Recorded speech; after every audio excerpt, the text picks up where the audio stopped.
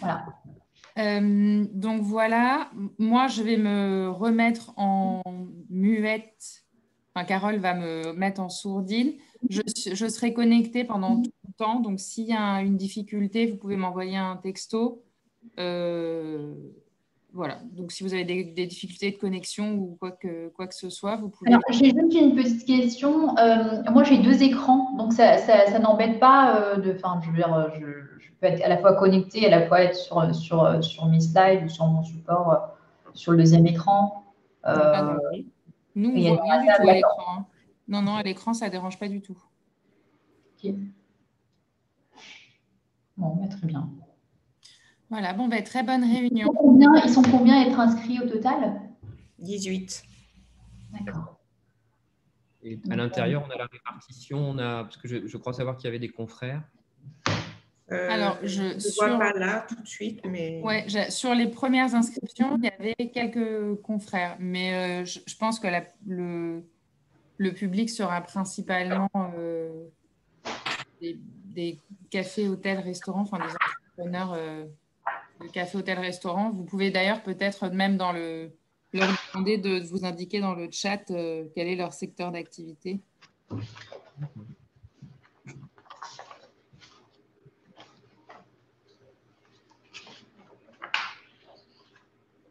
Bon, bah, très bien. Donc, Carole va rester avec nous pendant toute la… Non. Non, parce qu'on a un problème technique, par exemple. Je suis pas loin, je suis pas loin. D'accord. Vous inquiétez pas. Merci. Ok, Carole, tu me remets en mute? Oui. Super. Merci beaucoup, bonne réunion. Merci.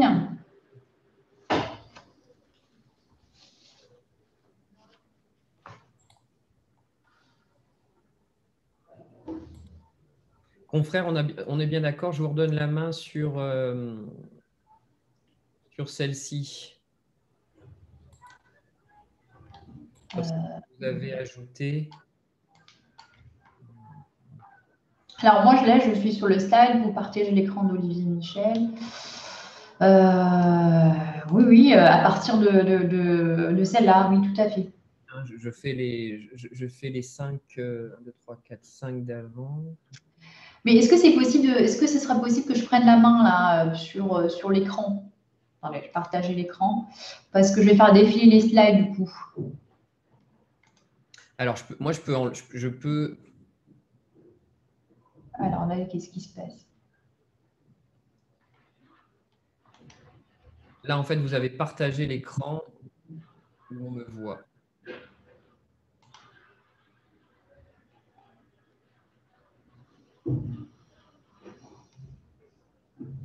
Mais alors, sinon, partagez-vous votre écran parce que les slides sont sur votre écran, non? Mais il était partagé, vous l'aviez pas? Là, je Voilà. voilà. Vous l'avez.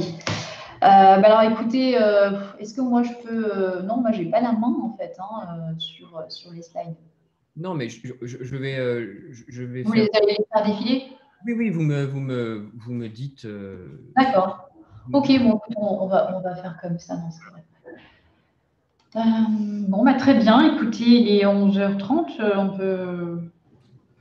On peut commencer. Oui, on peut commencer. Alors, comment est-ce qu'on les fait intervenir alors? Parce que là, ils nous écoutent ou pas?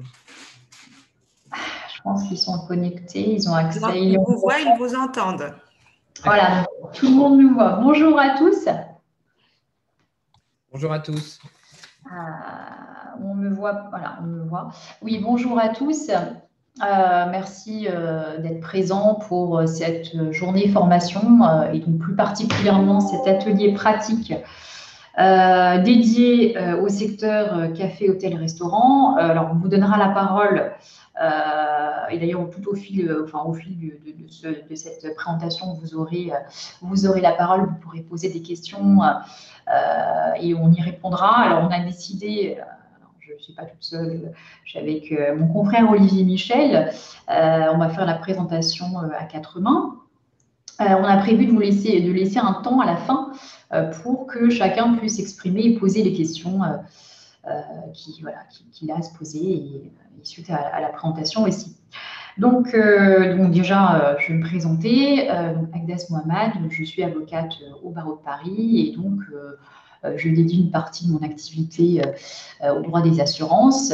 Et notamment, effectivement, je traite les problématiques au sein du cabinet Aspen Avocat, les questions qui touchent l'indemnisation et donc plus particulièrement les pertes d'exploitation sans dommage. Et ça, c'est le cœur du sujet aujourd'hui. Donc, je suis avec mon confrère Olivier Michel. Oui, alors bonjour à tous. Donc, je suis avocat depuis 21 ans. Dans mon parcours, j'ai 8 ans d'expérience en tant que directeur juridique dans un groupe industriel où j'étais plus particulièrement en charge des assurances et donc de toutes ces questions de perte d'exploitation également, tant du côté de la souscription lors de la prise d'assurance que lors de leur mise en œuvre en cas de sinistre. Et donc moi, je suis en cabinet individuel, d'où pas de logo, c'est Olivier Michel, le nom. Très bien. Écoutez, je propose qu'on ouvre cet atelier sans plus attendre, parce qu'on a prévu de vous parler beaucoup de choses. D'abord, il y a les avant-propos. Est-ce que, voilà, Olivier, est-ce que vous pourriez passer au slide numéro 2? Alors, je n'ai pas la main sur ces slides, donc c'est mon confrère qui va se charger gentiment de les passer. Je vous disais, oui, alors, avant propos, donc les propos introductifs, ça va vous rappeler tous des choses, évidemment, on a tous vécu ça, on a tous vécu le confinement, les déconfinements, les couvre-feux. Voilà, moi, je voulais revenir sur les dates clés depuis le mois de mars. Donc, le 14 mars, vous en souvenez tous, annonce du Premier ministre Philippe à l'époque. Entre-temps, il a changé la fermeture administrative à partir de minuit de tous les lieux recevant du public. Et donc, la formule consacrée à l'époque, qui a fait grand bruit, c'était les établissements recevant du public non indispensables ou non essentiels à la vie du pays. Effectivement, oui, on peut réprouver cette formulation, mais c'était celle qui était adoptée à l'époque. Donc voilà, confinement, le 15 mars 2020, un arrêté, ça vous devez tous le connaître, l'arrêté ministériel qui vous a contraint à fermer vos établissements. Le lendemain, l'annonce du confinement sur l'ensemble du territoire par le président de la République. Et ensuite, voilà, sur le plan juridique, c'est ça qui nous importe. Le 23 mars, déclaration de l'état d'urgence sanitaire pour faire face à l'épidémie de Covid-19. C'était dans les termes utilisés par le président, on était en guerre, on est en guerre d'ailleurs contre ce virus. Et donc, il y a eu l'adoption d'une série de décrets, enfin d'un décret et d'une série d'ordonnances.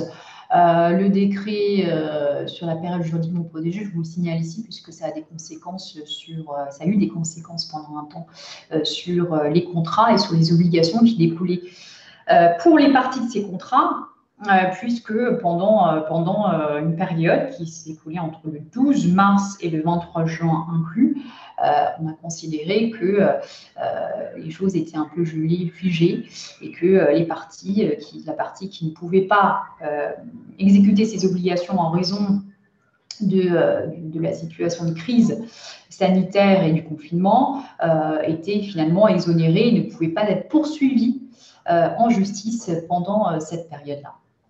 Ensuite, 11 mai 2020, c'était le premier déconfinement, il y en a eu évidemment un deuxième. 17 octobre 2020, à nouveau la déclaration de l'état d'urgence sanitaire et la mise en place cette fois-ci d'un couvre-feu sur l'Île-de-France et sur 8 métropoles qui étaient particulièrement touchées. Entre le 17 octobre et le 29 octobre, couvre-feu 21h, 6h du matin. Là, effectivement, il est question actuellement d'avancer l'horaire de ce couvre-feu. Le 22 octobre, il y a eu aussi une extension de ce couvre-feu d'un point de vue géographique à plusieurs départements et donc à 54 départements entre le 23 octobre et le 29 octobre 2020. Alors ça permet cette chronologie qui n'est pas terminée. si on peut passer au slide suivant, ça permet effectivement de remettre les choses dans leur contexte, rappeler un petit peu, même si on a tous vécu les événements, puisque, comme vous savez, ça a des conséquences ensuite sur un certain nombre de règles qui vont s'imposer. Le 30 octobre 2020, donc c'est tout récent, c'était le deuxième déconfinement qui était certes plus allégé, plus permissif que le premier, mais ça restait quand même effectivement des mesures restrictives. Le 24 novembre 2020, annonce par le président de l'allègement, et ça, si vous êtes particulièrement concerné, vous, établissement voilà, qui recevait du public, vous êtes restaurateur, hôtelier, effectivement, bar, restaurant, vous étiez concernés, puisque le président avait dit à l'époque qu'il y aurait peut-être une probable réouverture de vos établissements, des bars et restaurants, à partir du 20 janvier 2021, avec une précision à l'époque qui avait fait grand bruit aussi, qui crée une incertitude, puisque le président avait dit que c'était assujetti, c'était conditionné au fait qu'il y ait moins de 5 000 nouvelles contaminations par jour. Effectivement, on y a beaucoup plus actuellement, ces dernières semaines. Ensuite, le 15 décembre 2020, deuxième déconfinement. Et à partir du 15 décembre, donc finalement déconfinement, mais mise en place tout de suite après du couvre-feu de 20h, cette fois-ci à 6h du matin. Les dernières annonces sont aussi indiquées. Le 7 janvier 2021, pendant un point de presse, le Premier ministre actuel a annoncé que les bars et restaurants resteraient finalement fermés jusqu'à la mi-février, à minima. Donc, on n'a pas plus de précision que ça à l'heure actuelle sur la possible réouverture de ces établissements. Et puis, donc, il y a, depuis hier, le couvre-feu a été avancé à 18h dans d'autres départements. Voilà pour la chronologie, l'historique des événements. On passe maintenant à quelques chiffres, voilà, pour aussi voir tout de suite l'acuité du sujet. Alors les chiffres sont tout à fait officiels, hein, ils proviennent d'un communiqué de presse de l'ACPR, l'autorité de contrôle prudentiel. Hein, vous savez que le secteur des assurances comme le secteur bancaire est un secteur réglementé. Et donc les chiffres sont officiels, proviennent de cette autorité de contrôle qui donc a publié ces chiffres qui viennent donc en juin 2020. Donc en juin 2020, la perte d'exploitation, on va en parler plus en détail après, elle concernait finalement pas grand monde, puisque 93,3% des entreprises n'étaient pas concernées, n'avaient pas souscrit de garantie couvrant les pertes d'exploitation. On va voir plus tard les pertes d'exploitation sans dommages, etc. Mais en tout cas, les pertes d'exploitation ne concernent finalement que très peu de personnes, ne concernent que moins de 7% en fait, hein, moins de 7% des entreprises qui existent aujourd'hui et qui opèrent sur le territoire français. Alors, sur celles qui avaient une couverture, là aussi les chiffres sont éloquents, celles qui avaient souscrit une garantie, eh bien on en avait en fait simplement 2,6 pour lequel il y avait une couverture, mais généralement, enfin il y avait une couverture qui existait, mais qu'elle était finalement assez limitée puisque le risque pandémique, il était souvent exclu. Donc, sur ces 6% finalement d'entreprises couvertes, 2,6% avaient des clauses d'exclusion de garantie dans leur police, voilà, qui empêchaient qu'ils puissent les actionner. Et ensuite, sur les chiffres restants, les 4,1% restants, eh bien, la couverture, on a indiqué incertaine puisque c'est sujet à interprétation. C'est-à-dire que le juge, il faut avoir recours au juge pour avoir l'interprétation, puisqu'il peut y avoir une interprétation favorable à l'assuré ou favorable à l'assureur. Quoi qu'il en soit, les choses ne sont pas forcément très claires et donc on doit recourir au juge pour lever le doute. Voilà. Donc ça permet à ces chiffres de se rendre compte finalement que La perte d'exploitation, elle est très peu, elle existe très peu en fait. Elle est très peu sollicitée par les entreprises, donc ils souscrivent très peu à cette couverture. Donc évidemment, l'une des raisons, c'est parce qu'elle représente un coût significatif, et que généralement, quand elle est mise en place, elle est finalement assez limitée. Ça, on reviendra là-dessus plus tard. Donc le plan qu'on avait décidé de suivre lors de cette présentation avec mon confrère Olivier Michel, c'était le suivant. Donc 3 points essentiels qu'on voulait voir avec vous. Déjà, la première chose, c'est la question que vous vous posez sans doute. L'indemnisation des pertes d'exploitation sans dommage, qu'est-ce que c'est? Sans dommage, pourquoi? Alors là, je vous le dis rapidement, je vais revenir dessus plus tard. Sans dommage parce que, par exemple, là concrètement, en cas de pandémie, il n'y a pas eu de destruction d'un bien appartenant à l'entreprise, il n'y a pas eu d'incendie, par exemple, pas eu de détérioration d'un matériel de l'entreprise. Pourtant, la fermeture fait qu'il y a une perte d'exploitation puisque l'entreprise est empêchée d'exploiter.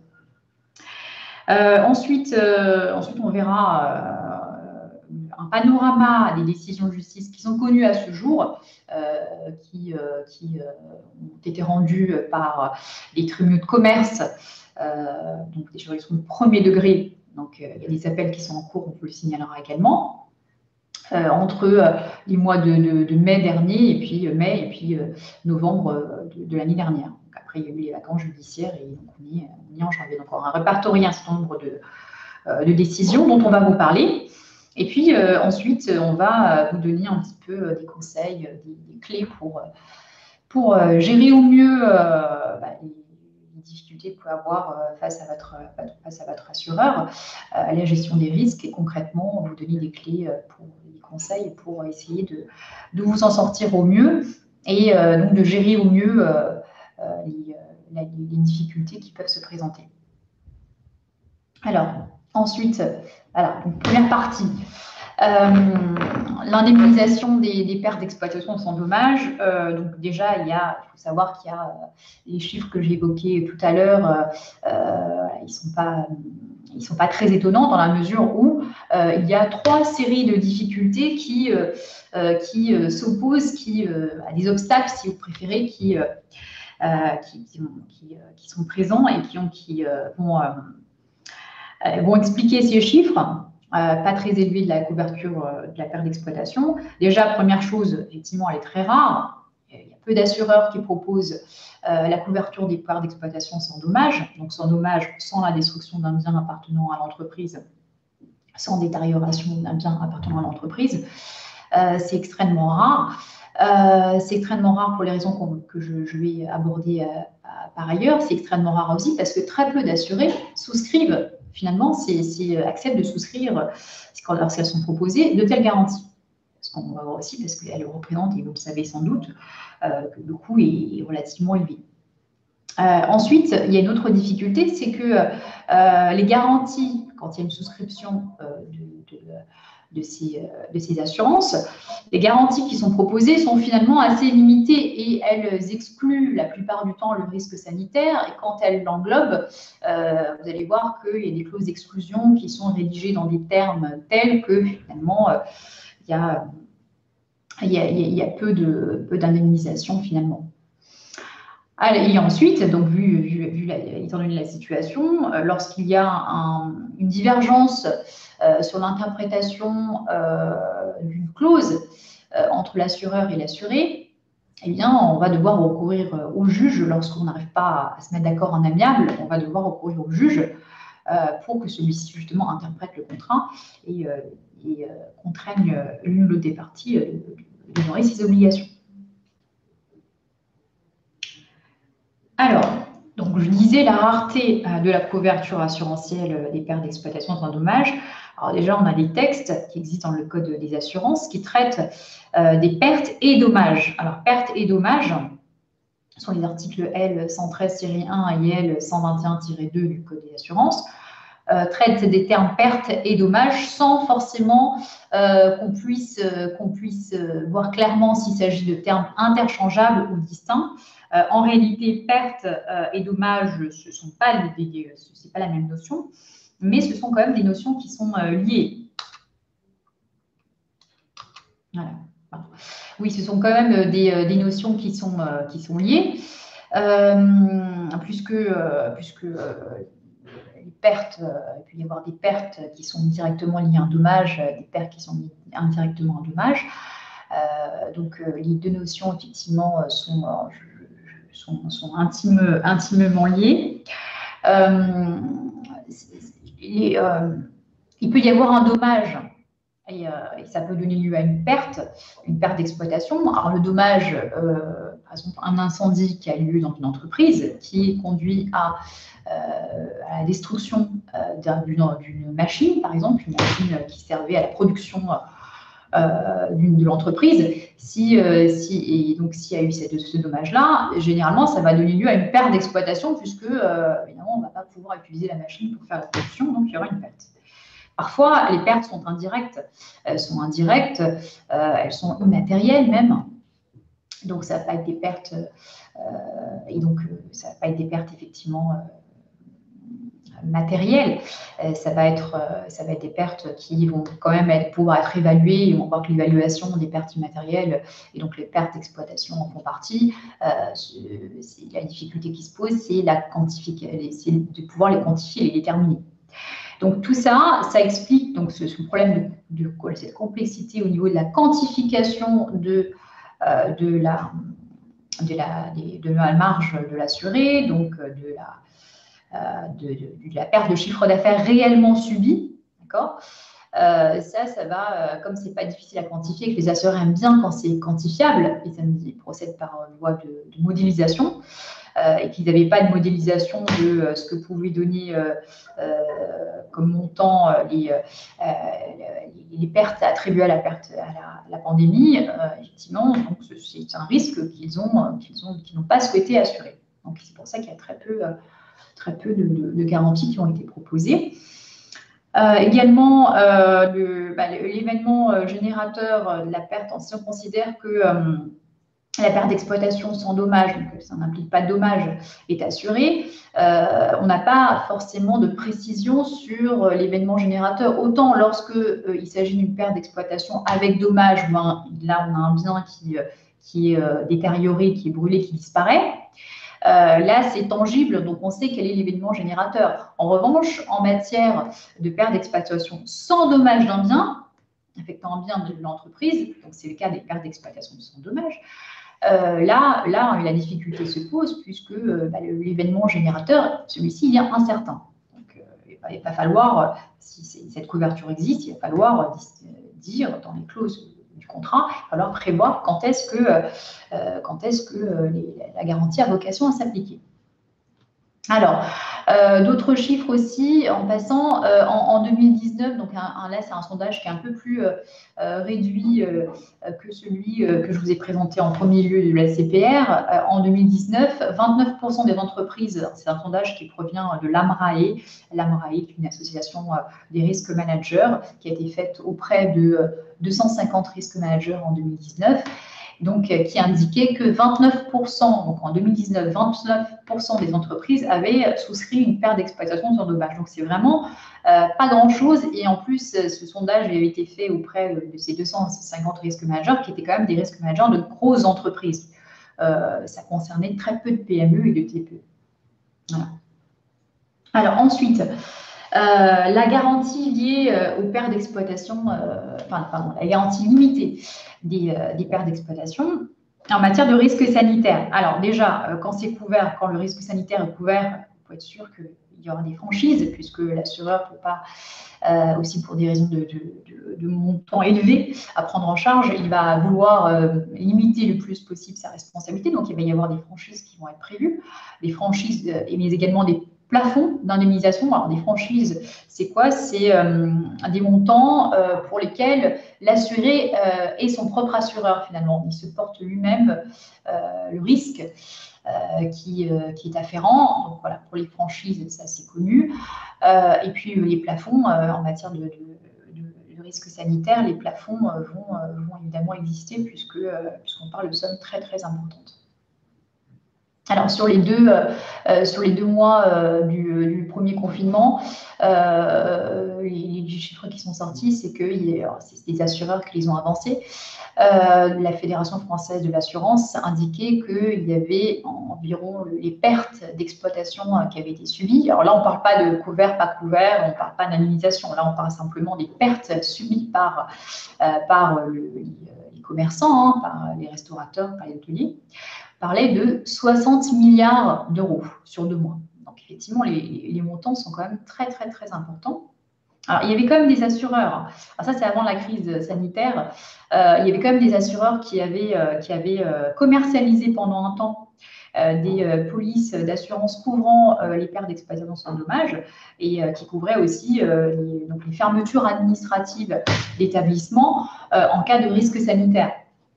C'était le cas d'AXA, donc on va le voir dans le panorama, qu'il y a eu des décisions de justice qui ont été rendues à l'encontre de cet assureur. Il y avait également le groupe Covéa. Le groupe Covéa, ça correspond à la MAF, MMA, GMF.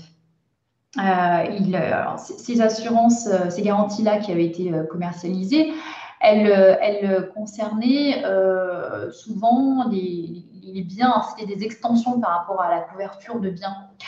Elle garantissait donc par extension aussi les risques. Donc c'était des assurances qui couvraient la destruction des locaux de l'établissement en fait, de l'assuré. Et donc, par extension, ça pouvait couvrir aussi les risques d'intoxication alimentaire, comme la légionellose ou tous les risques de contagion par rapport à une maladie. Et c'était aussi proposé dans l'autre secteur qui peut être aussi concerné par les pandémies, qui est le secteur de l'événementiel.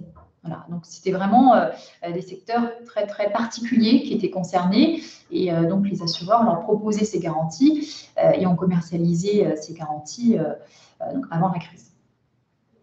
Alors, pour les autres secteurs, c'est le slide après, pour les autres secteurs, il y avait également des assureurs qui avaient proposé ce genre de police. C'était le cas, je vous en ai cité là deux, Munich Re et Bisley, ont proposé avant donc, la pandémie des assurances. Alors là, c'est un autre type d'assurance. C'était des assurances de type paramétrique. Paramétrique, ça veut simplement dire que c'est des assurances, des garanties qui étaient mobilisables lorsque certains seuils étaient franchis. Par exemple, lorsque la pandémie était couverte, on prévoyait un nombre de décès anormal qui excédait la normalité, et c'était à partir de là que les assurances pouvaient jouer. Alors, le problème de ces assurances paramétriques, c'est que leur coût est très élevé. Voilà, elles ont vraiment elles ont un coût certain et la capacité et l'indemnisation qui est servie à l'assuré finalement n'est pas très importante. Donc il y a des limitations avec des franchises, avec des plafonds comme je vous en ai parlé précédemment. Donc l'assureur aussi va essayer de limiter le plus possible le risque qu'il va couvrir. C'est aussi le jeu de l'assurance. Donc c'est pour ça que ces assurances paramétriques, elles sont finalement assez marginales. On les retrouve très très peu. Un, elles sont très peu commercialisées. Deux, comme elles sont très chères, elles ne sont pas vraiment plébiscitées par les assurés. Les assurés ne les souscrivent pas. Et donc effectivement, le résultat, c'est que on va avoir très très peu d'assurances paramétriques qui vont couvrir le risque pandémique. Alors, dernière possibilité, mais ça va être plus pour les entreprises un petit peu plus de taille, un peu assez importante, ça va être la possibilité d'être leur propre assureur finalement et donc de recourir à l'auto-assurance. Donc, ça ne va pas concerner tout le monde, effectivement, mais c'est une alternative finalement au marché de l'assurance et donc aux assureurs qui ne sont pas forcément très favorable d'emblée pour couvrir les pertes d'exploitation sans dommage. Donc, c'est le recours à des captifs d'assurance ou de réassurance. Voilà, on va créer une société, donc au sein d'un groupe de sociétés qui va jouer le rôle d'assureur, ou alors des véhicules ad hoc qui sont pilotés par des courtiers, des assureurs qui ont l'habitude de la gestion de sinistres.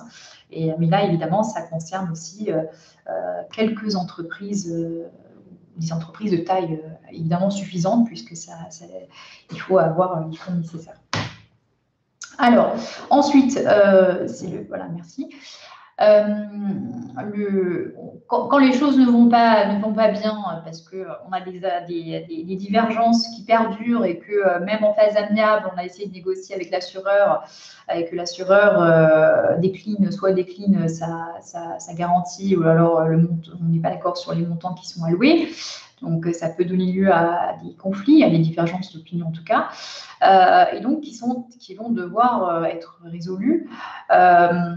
Et donc, c'est pour ça qu'on va devoir recourir à la justice en cas de divergence d'interprétation de la police d'assurance. Quand les choses sont très claires, alors il y a des polices d'assurance où les clauses vont être relativement claires.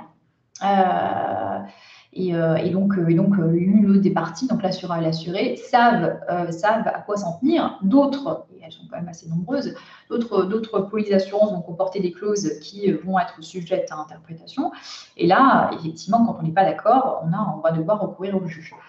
Alors, la première des choses à faire, effectivement, c'est tenter quand même, parce que les assureurs sont quand même des gens assez pragmatiques. Donc, ils gèrent des sinistres, donc ils ont l'habitude d'être pragmatiques, et donc ils vont quand même apprécier l'opportunité de négocier. Ils négocient de manière assez régulière, et puis vont voir s'il y a effectivement plus de chances que l'assuré ait raison devant le juge. Ils vont essayer de négocier en amont et puis essayer de transiger éventuellement, arriver à une solution en tout cas amiable, de manière à éviter les frais de justice. Donc voilà, tenter une négociation amiable accompagnée d'un conseil, donc d'un avocat, ça me semble être une bonne idée, plutôt que d'y aller effectivement tout seul en tant qu'assuré. Négocier, c'est beaucoup plus compliqué que négocier quand on est évidemment seul. Il vaut mieux être accompagné pour ça, et l'accompagnement d'un avocat peut être une bonne idée. Mais ça peut être aussi un expert comptable. Alors, en cas de divergence d'interprétation des clauses, l'assuré, il a le choix quand il recourt au juge. Soit il peut saisir le juge du fond. Alors, sachez que le juge du fond, c'est quand même le seul compétent pour interpréter le contrat. Donc, soit il y a recours. Donc là, pour ça, il faut avoir une date. La justice. La justice est ce qu'elle est, il y a des délais, il y a des à observer, on n'a pas les dates d'audience au fond assez rapidement. Enfin, il y a quand même au niveau du judiciaire, vous le savez sans doute, la crise aussi a laissé des traces, et donc il y a quand même du retard au niveau des juridictions. Quoi qu'il en soit, le recours au juge du fond, c'est le seul moyen, parce que c'est le seul qui est compétent en matière d'interprétation du contrat, pour avoir l'interprétation du contrat. On a aussi une autre alternative lorsqu'il y a un degré d'urgence, et dans la plupart des dossiers, il y a un degré d'urgence, c'est de recourir au juge des référés. Alors, l'urgence, ça va être le péril de l'entreprise, évidemment, la baisse de trésorerie, les difficultés pour payer les fournisseurs, etc. Ou tout simplement les charges fixes, les loyers, par exemple, on va en parler aussi. Donc, le recours au juge des référés, ça va permettre le versement d'une provision par l'assureur. On va demander au juge ce qui condamne l'assuré à verser une provision lorsqu'en amiable, on n'aura pas pu l'obtenir. Donc, il faut toujours penser à enclencher une démarche amiable. On peut aussi, et c'est arrivé dans certaines affaires qu'on va vous exposer après, qu'on peut demander aussi la condamnation de l'assureur à cette provision avec une astreinte par jour de retard. Voilà, ça peut aussi inciter à verser rapidement cette astreinte, cette provision. C'était le cas de Maison Rostand, qui a obtenu donc une provision de 72 878 € très précisément, sous astreinte de 1 000 € par jour de retard, dont l'assureur était AXA. AXA avait fait appel de la décision, donc ça, on vous en parlera plus tard. Donc, avec cette crise, on a quand même essayé de réfléchir à comment on pouvait prendre en compte et indemniser les pertes liées à une crise sanitaire. Donc, est venue l'idée de la mutualisation du risque sanitaire. Et donc, il y a eu plusieurs étapes qui devraient normalement conduire à la création d'un dispositif d'assurance perte d'exploitation en cas d'événement exceptionnel. Donc, on va voir que l'État va prendre en charge aussi une partie du coût. Donc, il y a eu des travaux qui ont été faits en ce sens depuis le début de la crise. Donc, il y a eu différentes étapes. D'abord, il y a eu un rapport qui a été déposé par un groupe de travail sur la gestion des risques exceptionnels. Il y a eu également les travaux de la Fédération française de l'assurance qui a fait des propositions.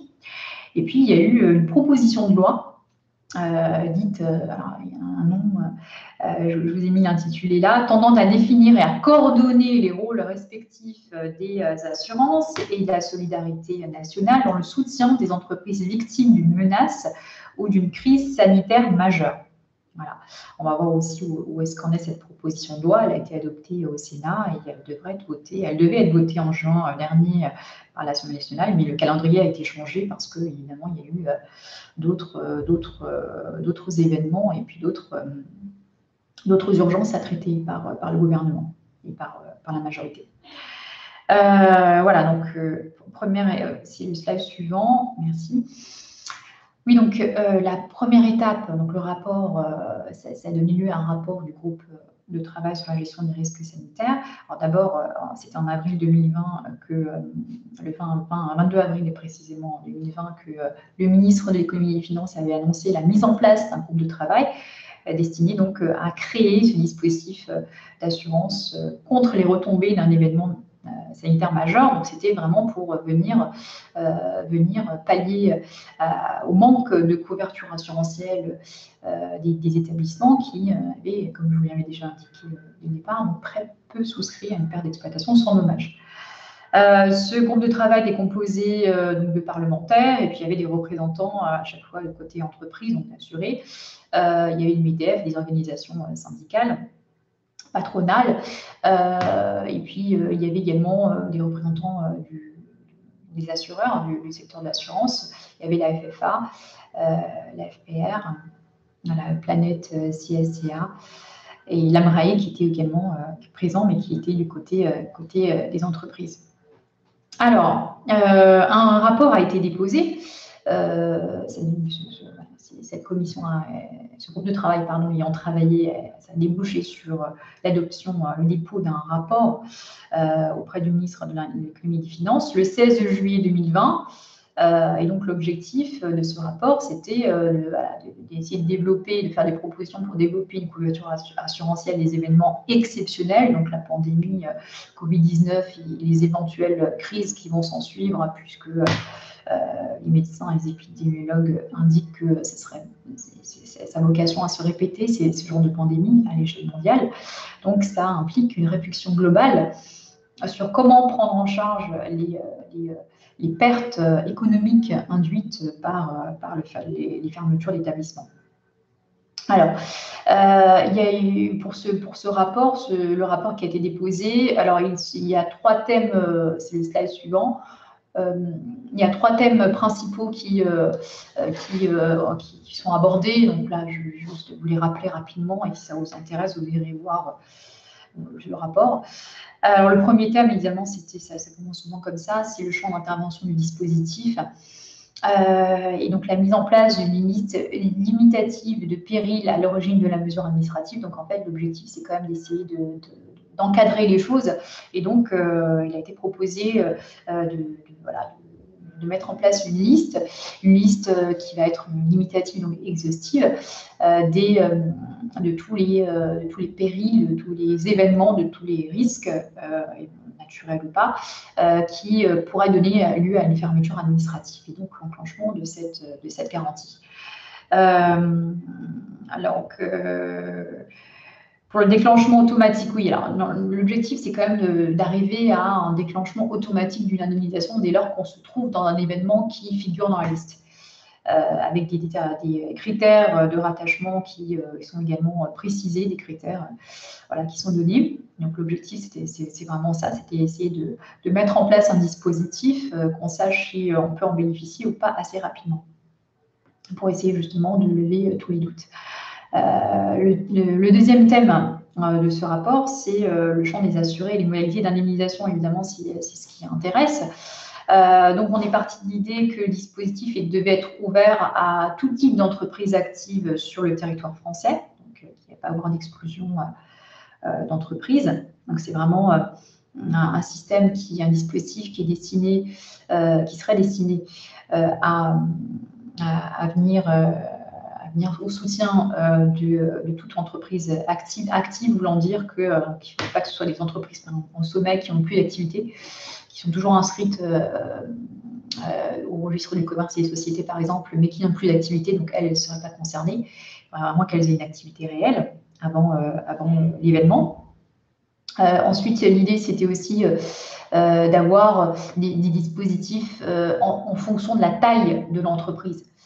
Puisque les modalités d'indemnisation et les indemnisations ne vont pas être les mêmes, évidemment, suivant quel type d'entreprise sont concernées. L'idée aussi, c'était de mettre en place un modèle forfaitaire d'indemnisation. Donc, on aurait un forfait un peu comme, mais avec des montants évidemment totalement différents, comme c'est le cas du fonds de solidarité actuellement. Donc, plus particulièrement débattu, restant à déterminer sur l'instauration d'une règle facultative obligatoire. Alors là, effectivement, il y a des points qui restent à traiter. Il y a des propositions qui ont été faites plus concrètement sur les modalités, mais ça reste encore pas tout à fait tranché en fait. Le groupe de travail a fait des propositions. Maintenant, il appartient au gouvernement d'adopter effectivement un dispositif. Il y avait un troisième thème aussi qui était, je vous le signale juste rapidement, un troisième thème, c'est mon slide suivant. Il y a un troisième thème qui faisait partie du rapport, c'était de modéliser. Alors, parce que c'est très important pour les assureurs, c'est pour ça qu'ils ont pendant très longtemps pas assez proposé, commercialisé de garanties, de police couvrant les pertes d'exploitation sans dommage, simplement parce qu'ils n'avaient pas de modélisation, donc ils ne savaient pas sur quoi ils s'engageaient finalement. Donc, les modélisations et la partage des risques, la mutualisation, donc qui va financer le dispositif, finalement, ça revient à ça. Donc, l'idée qui a émergé, c'était le double partage des risques, le partage entre les entreprises et les assureurs, d'une part, et le partage entre l'assureur et les réassureurs et l'État, d'autre part. Donc, les entreprises et l'assureur, ça va être le cas parce que les assureurs vont mettre la main à la poche finalement.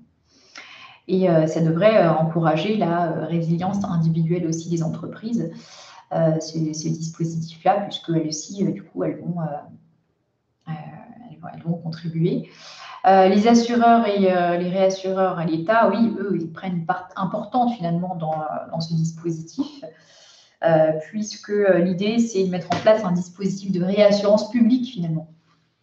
Ça serait, en tout cas pour ces événements-là, il restera toujours les assureurs, les assurances privées, mais là, l'idée, c'est de mettre en place une réassurance publique fondée sur la notion de partage des risques entre des organismes d'assurance et réassurance, l'État, pour la prise en charge d'un sinistre qui serait prédéterminé. Donc là, ce seraient les risques exceptionnels, notamment liés à une pandémie. Voilà, donc après, il y a eu des propositions ici sur un modèle d'assurance CATEX qui a été proposé par la Fédération française de l'assurance. Ça, je vais en parler juste tout de suite, parce que c'est le slide suivant.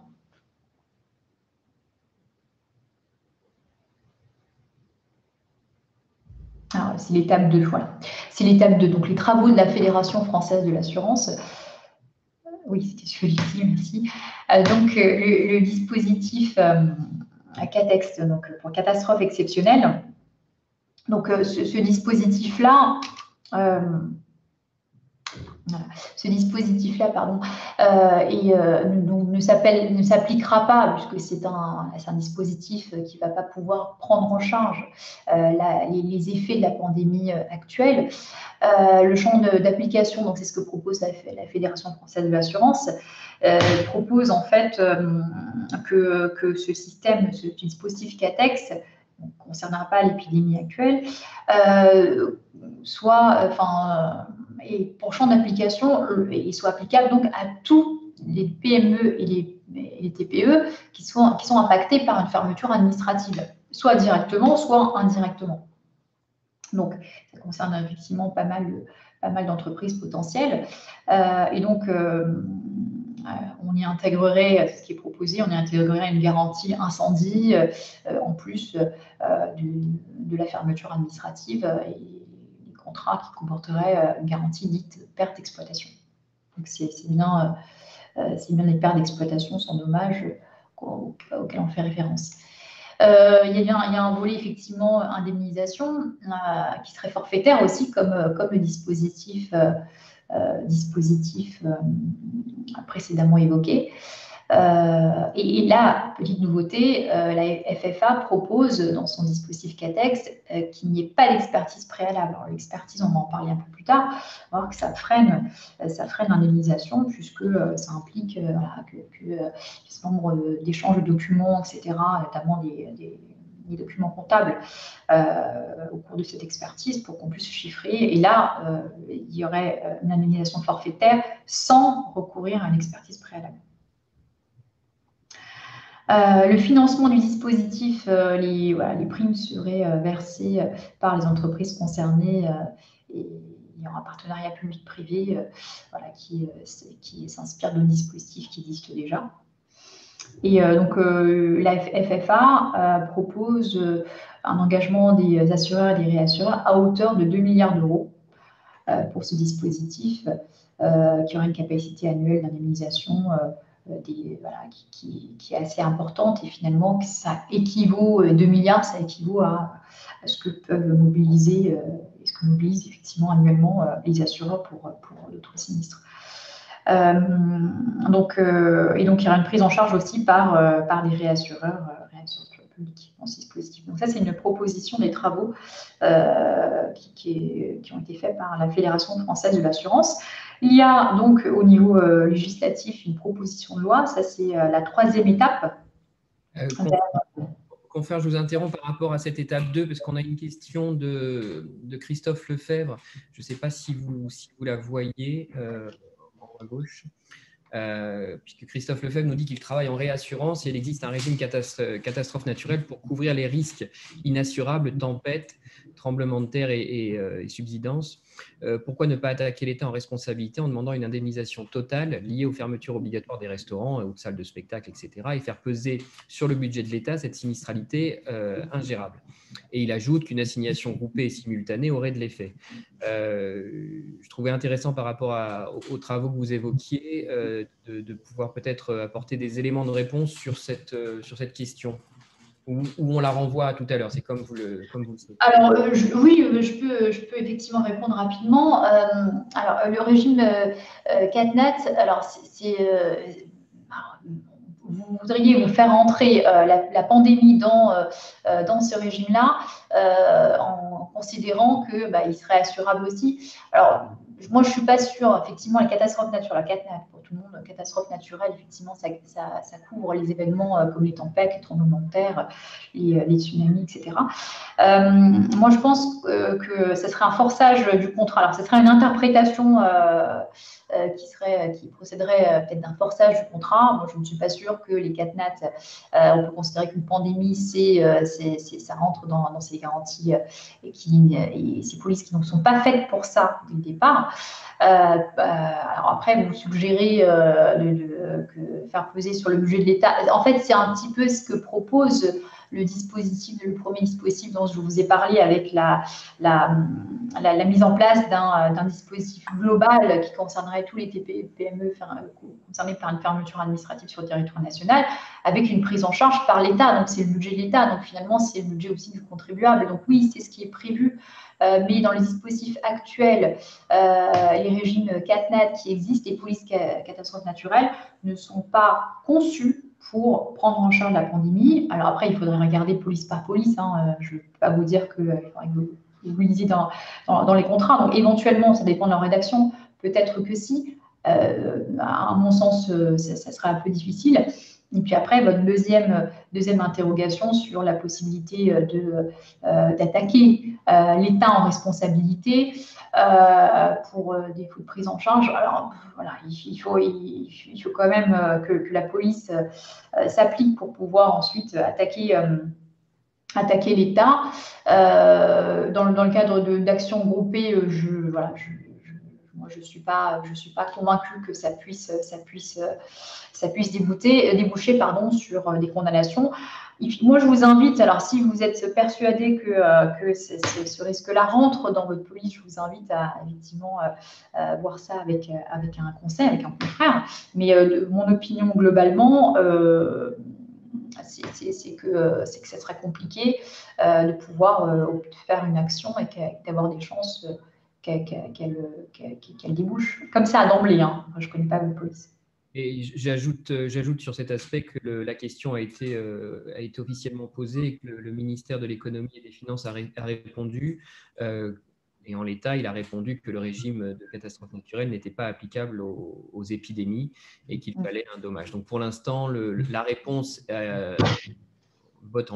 le gouvernement vote en touche, mais le gouvernement, ça n'est pas les juges. Donc, est-ce qu'une action groupée aurait un intérêt? Pour l'instant, ni mon confrère ni moi-même ne pouvons répondre par l'affirmative ou la négative. D'ailleurs, c'est peut-être effectivement à tenter. En tout cas, pourquoi pas poser la question. On peut tenter, si il faut effectivement, on est des avocats, donc on a le goût du contentieux, donc effectivement, c'est des choses qui se tentent.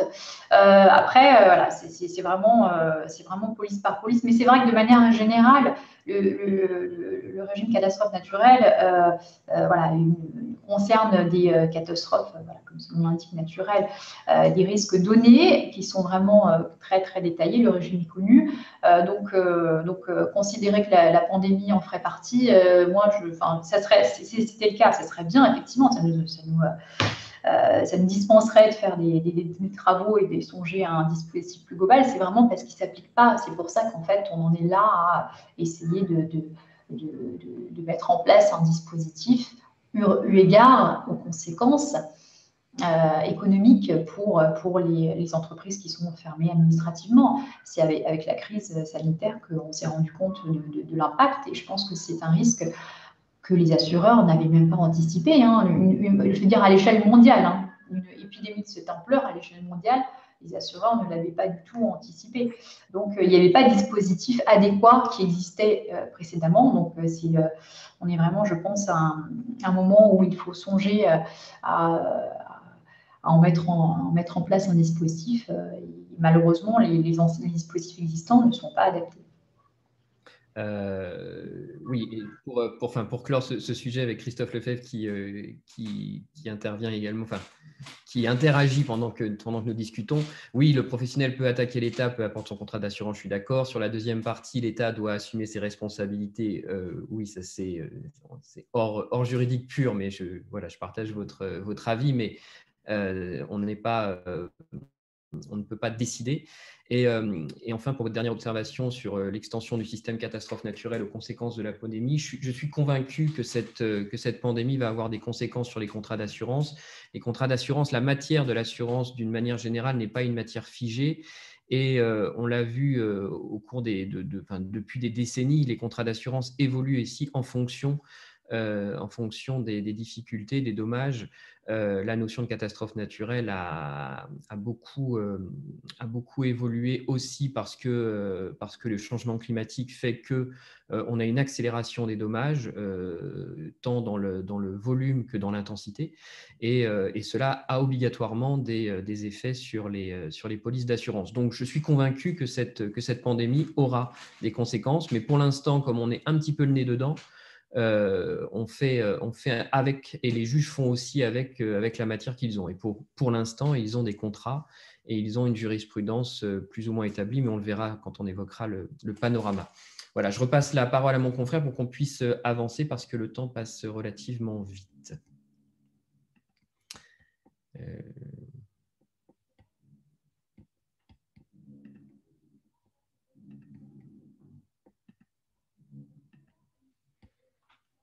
Sauf que je ne vois plus mon confrère.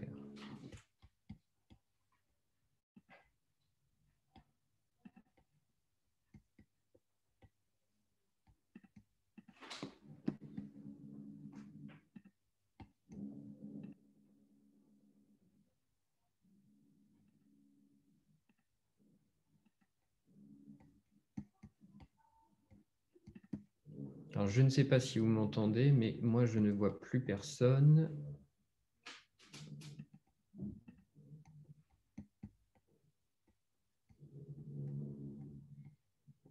Alors, je pense qu'on a perdu, j'ai perdu mon confrère. Elle va sans doute se reconnecter.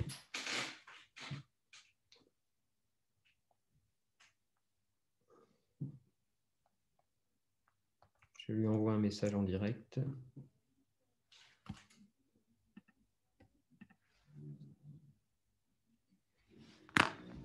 Merci, Monsieur Lefebvre, de me dire que vous m'entendez. Je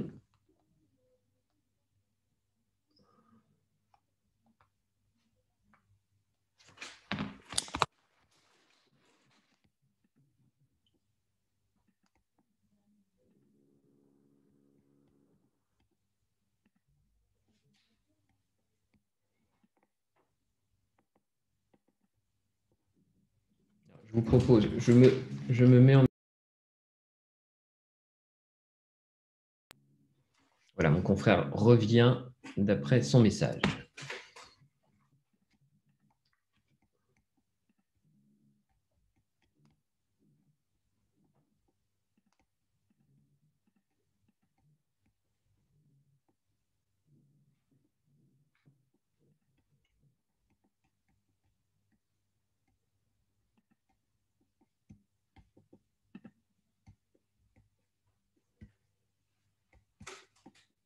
Alors, en attendant qu'elle revienne, on aurait peut-être dû le faire dès le début. Ça m'intéresserait de savoir si vous pouvez, dans le cadre de la conversation, me mettre de quel secteur vous êtes, parce qu'on a évoqué les cafés, hôtels, restaurants, mais ça m'intéresserait de savoir le milieu et également votre région, votre localisation.